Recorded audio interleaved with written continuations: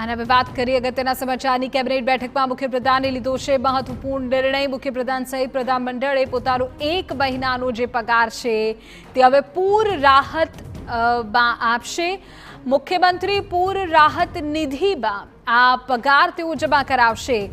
અધિકારીઓને પણ પૂર રાહત નિધિમાં સહાય કરવા માટે સીએમએ નિર્દેશ કર્યો છે। કિંજલ અમારા સંવાદદાતા પૂરી વિગત આપી રહ્યા છે। કિંજલ, માહિતી।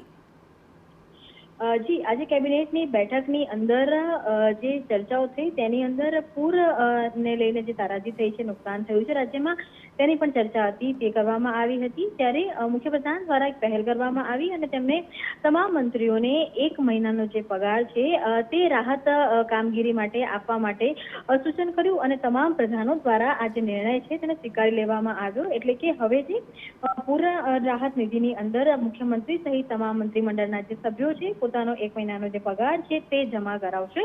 તેની સાથે અધિકારીઓને પણ આદેશ મુખ્યપ્રધાન દ્વારા આપવામાં આવ્યો છે કે તે પણ આ જે સંકટ સમય છે તેની અંદર પોતાનું યોગદાન આપે। હાલાકી અધિકારી વર્ગ ખૂબ મોટો હોય છે અને એ કારણ છે કે અધિકારીઓ એ 1 મહિનાનો પગાર જમા કરાવો, 10 દિવસનો પગાર જમા કરાવો કે 1 દિવસનો પગાર જમા કરાવો, તે જે મુખ્ય સચિવ છે રાજકુમાર તેમને નિર્ણય લેવાનો કહેવામાં આવ્યો છે। પરંતુ આજે મુખ્યમંત્રી સહિત તમામ જે મંત્રીમંડળ છે તે પોતાનો 1 મહિનાનો જે પગાર છે તે પૂર અસરગ્રસ્ત વિસ્તારોમાં મદદ માટે રાહત નિધિમાં જમા કરાવશે અને તેની સાથે જ અધિકારીઓનો પણ આગામી દિવસની અંદર આ પ્રકારનો નિર્ણય લેવાઈ શકે છે। બિલકુલ કિંજલ, ખૂબ મહત્વપૂર્ણ જાણકારી આપી રહ્યા છો। તો જે પ્રકારે રાજ્યમાં પૂરના કારણે પરિસ્થિતિ વિકટ બની હતી ત્યારે પૂર અસરગ્રસ્તોની મદદ માટેનું જે ફંડ છે તેમાં મુખ્યપ્રધાન સહિત પ્રધાનમંડળના તમામ નેતાઓ, તમામ મંત્રીઓ પોતાનો 1 મહિનાનો પગાર જમા કરાવશે અને આ જ પ્રકારનું સૂચન મુખ્યપ્રધાન કક્ષાએથી અધિકારીઓ માટે પણ કરવામાં આવ્યું છે।